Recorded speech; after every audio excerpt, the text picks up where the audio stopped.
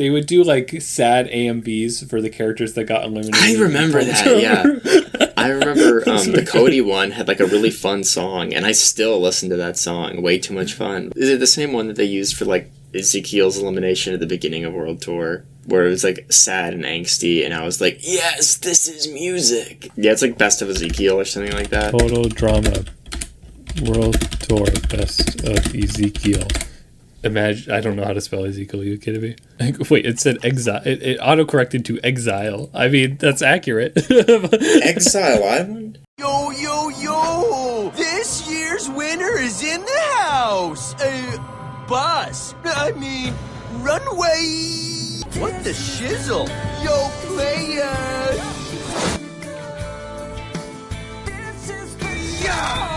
Yo, Chris, you forgot to introduce me. And Ezekiel.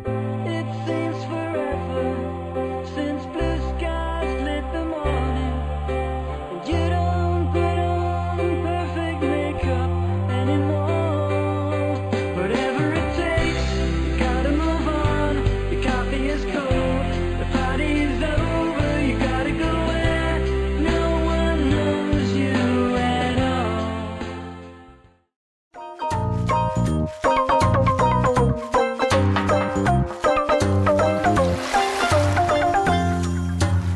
All right, it happened a little sooner than we would have wanted.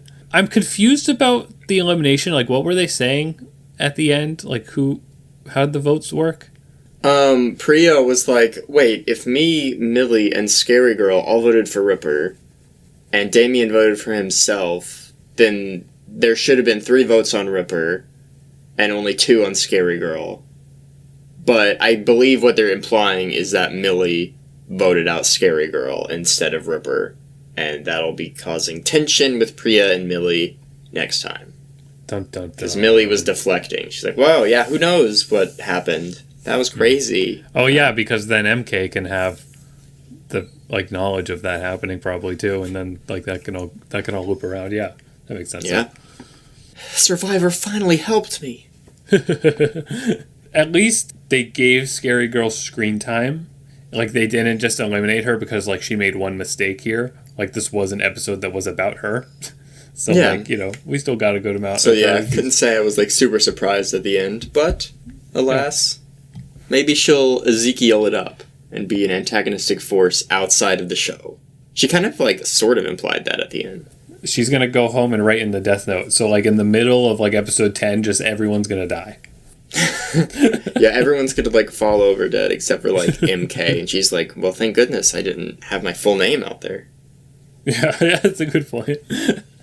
Yeah, I thought that this was another good episode. We had more we had more Bowie Raj moments. I know. And Wayne was really happy and supportive about it. I know, whoa, that was so good. This is so cute, yeah. I think he's gay. I can't wait for him to tell me. That's such good dialogue. That got me thinking, though. It's I wonder if Cartoon Network would put this on TV. I wonder if there's some sort of... I don't think they are. I think it's an HBO Max exclusive. But but they could at a later date or whatever. They could, but they also they were the ones who I don't know. I guess there was all sorts of drama behind the scenes, but they they did make Steven Universe. They did have Princess Bubblegum and Marceline kiss. So it's I just feel it hits different when they're specifically saying the word gay in and also they're human people. Yeah, in a children's quote cartoon. It's great. It's just, it feels pretty surprising to me. Even in Owl House, they don't say gay. There's written text that says bi, but there's something really different about them being vocal about it, I think, because it's very special. Yeah. But then you also think that's how if this was on TV and a conservative parent was watching and they're like, what? They said gay on the Cartoon Network? That's why I'm thinking it's I wonder if they would ever want...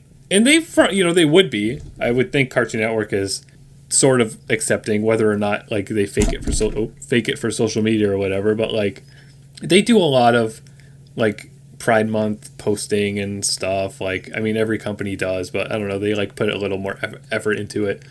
I feel like. Yeah. So, I mean, who knows? I don't know. That's not really... this is just like a culturally relevant thing. It doesn't have anything to do with the show, but it's just... In general, it's so surprising to me to hear the word gay spoken. Like, that does surprise me. Honestly. And so positively, like, as well. Exactly. It does have, like, the reality show, like, vibes of that. And then just, like, helping push everything forward.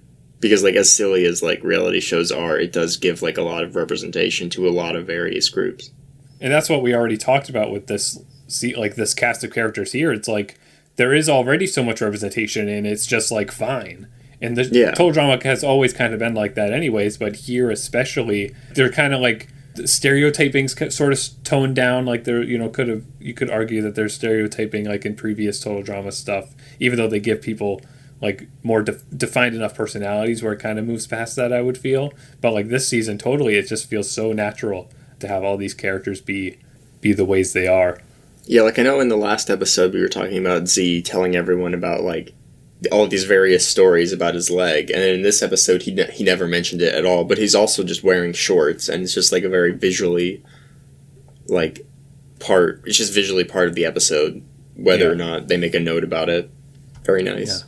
It's very nice. It's very, very fresh TV. We probably said that already. I believe we did, but I don't think that joke will ever get old.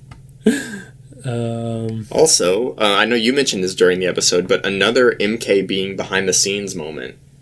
Yeah, it's funny that's just kind of a gimmick with her, I guess. Like, she'll keep just stumbling upon stuff like that. Yeah, like I wonder if next season she'll be like behind the scenes like more properly, like, hey, you're not going to be on like as a contestant, but we would like you to like help mess around with these contestants, because like obviously Chris is going to be like watching the show back, right, and he's going to go, oh, you were like messing around with the shields and just causing chaos and drama around everyone.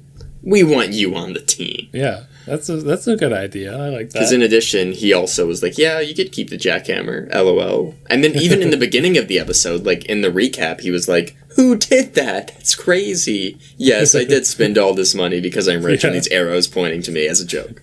Yeah, that was which also, yeah, I think that's a really good joke. I think it's fun that they're like playing around with the recaps as well. Because so many people always just skip recap, skip intro, get me into the episode, and I'm like, no, the intros and recaps and they're like nice and quick. Like, they don't take too much time out of the episode. The intro is like 15 seconds long. Like, it all just gets right to the point.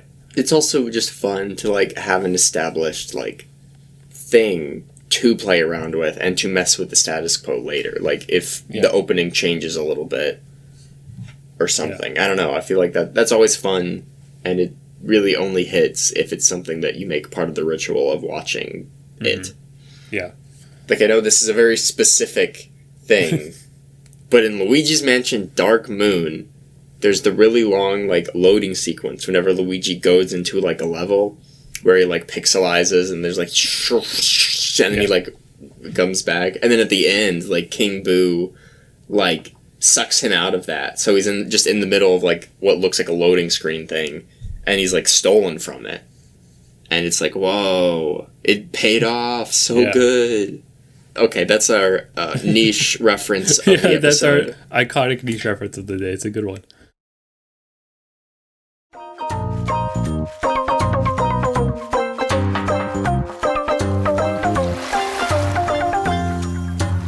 I mean, speaking of, like, stuff being allowed, too, like, Julia just has a phone for, like, this whole episode, even though that was, like, a thing of her being introduced, of, like, getting rid of all her phones, and then, like, MK stole a phone, but now she still has a phone, and it's just, like, not a problem. I guess, like, it's fine. It makes me curious to wonder, like, if that's gonna lead to something, like, if she will have like video evidence of a lot of stuff happening, like through TikToks or something, and like that will be used in some way to like show somebody doing something, like just randomly, if it's like an elimination and they're like, Julia, this episode you're eliminated because you've been breaking the rules this whole time. Like it disregards all the votes or something like that.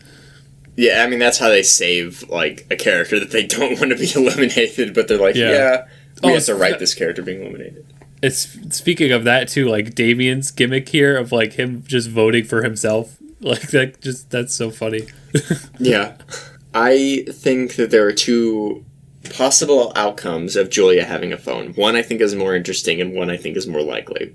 I feel like they could be doing, like, a canceled thing.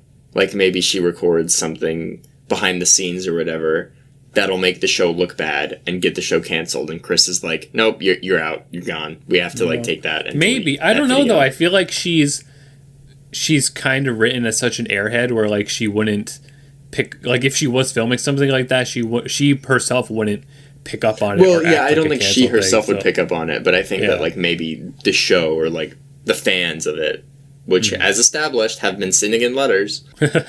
Or the more interesting thing that I could imagine, which would be incredibly fun meta commentary considering what happened to the show, is that maybe she accidentally, like, leaks a video or something, like, early or whatever, and they're like, oh, here are the finalists, lol, and then Chris is like, that episode hasn't aired yet. Yeah. They don't know the finalists, but you just revealed them, so we're gonna have to, like, kick you out of the show, or, I don't know, like, legally do something.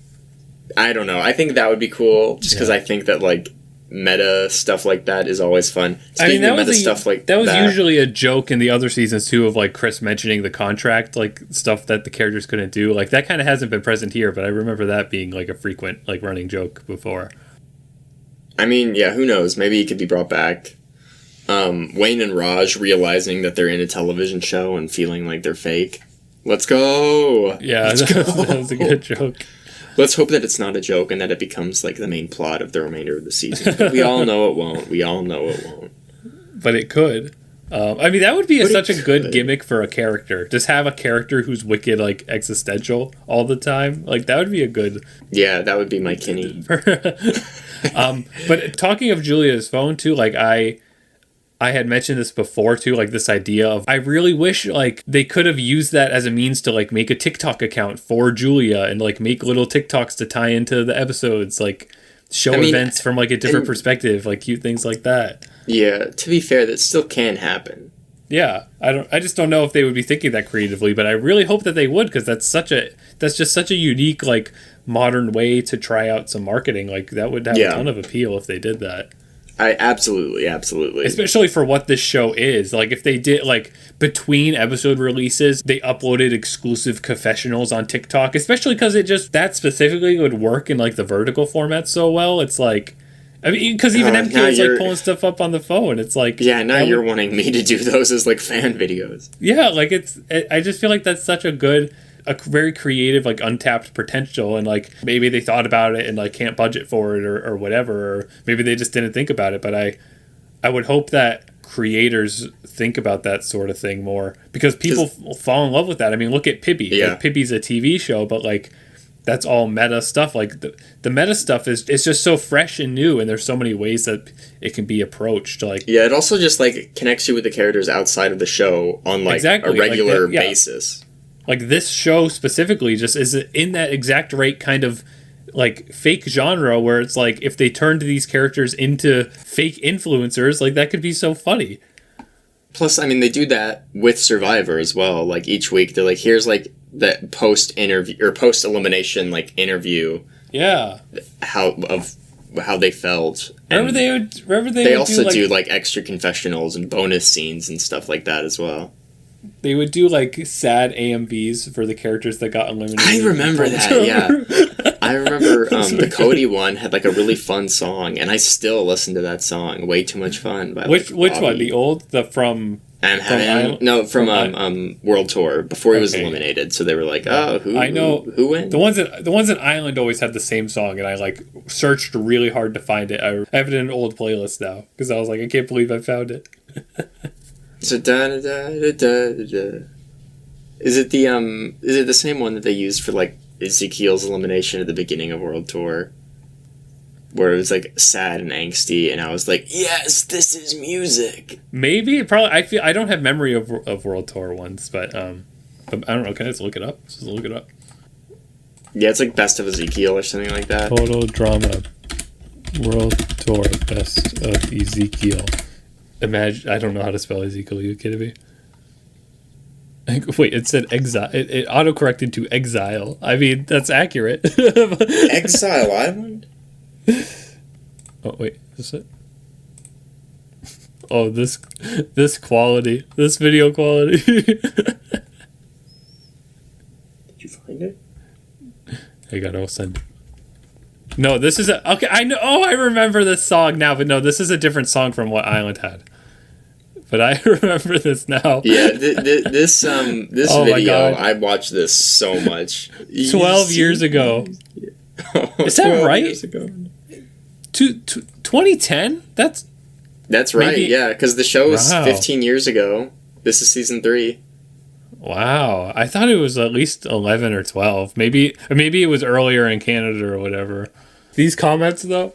I mean, these are recent comments. We got, "You're as cold as ice if you didn't cry at this beautiful tribute to Ezekiel." Was it really necessary voting him off first again? Yes. Yeah, because it led to like one of the best moments in all of cartoons TV. Yeah, it's like one of the most lore significant things to happen in the whole show. Like, he kept coming back. So good. I mean, if I was writing a show like that, I definitely would have. Like, they really hit the ball out of the park on that like plot, because that's something that I 100% would have done. Yeah. Anyway, Total Drama Reloaded is good. Continues to be good. I want to keep thinking of like weird old nostalgic things of, like, because when the show was first coming out, like, it was a big like web era. Like, they had a lot of Cartoon Network like website stuff to do that interacted with the show. Like, I talked before, they had like a character creator, and then they like let somebody's character like be in the background of an episode. I can just remember the old website, there being old games and stuff. These sad tribute AMVs being uploaded. Like, I wish stuff like this still happened. And like it might. I guess it does for some shows. Like Infinity Train had shorts. Like Owl House had shorts. Stuff like that. Yeah. Good times. Good times. Bowie X Raj for life. Yep. The Scary Girl sweep has ended. Hashtag rip Scary Girl. But they do sometimes bring people back. But there's not a lot of episodes in this season, so I don't know how that would... But they still did that when other seasons had less episodes, I guess. So she'll be back. Let's go. Like William Afton from Five Nights at Freddy's. She will always come back. Yeah, like Matthew Shaggy. Like Matthew Game Theory. yeah, that's what everyone calls him. All right. Anyway, Thank thanks you for listening. watching. Yeah, Listening, right. Yeah, you're watching a still image. I don't know. If it wasn't copyright, I would totally put this like 144p watermarked Ezekiel AMV in the podcast. I'll remember to link it. I'll try to remember to link it. Everyone, look up Total Drama World Tour, The Best of Ezekiel by Andrea Seelov. Yeah, just look up the best of every character. Just watch all of them, and then like cry and reminisce about. Cry and reminisce about their best moments. Yeah.